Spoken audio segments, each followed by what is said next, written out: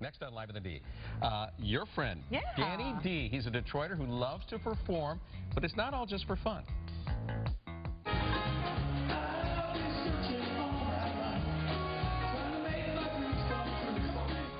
Coming up, find out why this musician no longer suffers from the symptoms of his disorder when he's on stage. I'm going to share Danny D's inspiring story coming up next.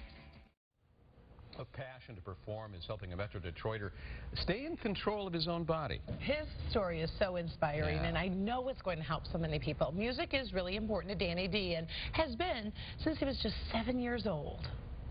When I would get on stage and perform and write music, it would just kind of go away.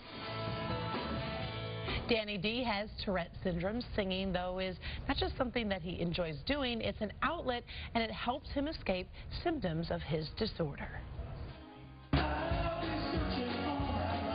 It's a Saturday night at the MGM Grand Casino. Danny D is entertaining the crowd. I like to keep moving on stage, always moving, never stop. You know, always keep going and trying to focus on the audience. The singer-songwriter from Hamtramck, his music is a little rock, alternative, Americana, and country. Motown's a big inspiration to me. He's played for and to the likes of Rod Stewart, Steven Tyler, and Roger Daltrey. When Danny D talks, you might notice a slight grunt or noise that he makes.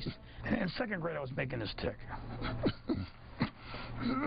And I didn't really know what it was, but it really didn't bother me, so I make a tick, make a little noise and stuff, and I went through all school that way.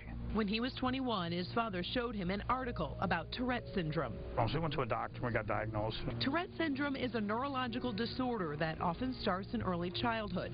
Symptoms include involuntary movements or tics of the face, arms, limbs, or trunk of the body. Some of the effects of making the noise and jerking and you know, beats the hell out of your body. Jerk so hard that I have a pain here. I'd go like this, and I actually broke 2 ribs doing that when I was a kid and didn't even know it, you know. But when Danny D is doing what he loves, the tics stop. But when I would get on stage and perform and write music, it would just kind of go away. When people are engaged in tasks that they very much enjoy, or even in mental tasks where they're solving a problem, where they're very focused on something. So it can be something like somebody who's building a model, for example. Their tics can either go away or diminish substantially. Janet Reed is the senior staff neuropsychologist at Henry Ford Health System.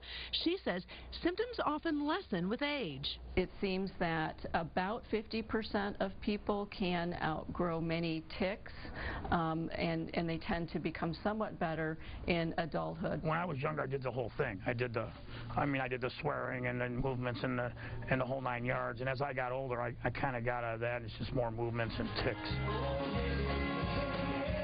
Danny D says a change of season, especially the cold, can make his tics worse, or if he is stressed or aggravated. But he also says it actually made my show better.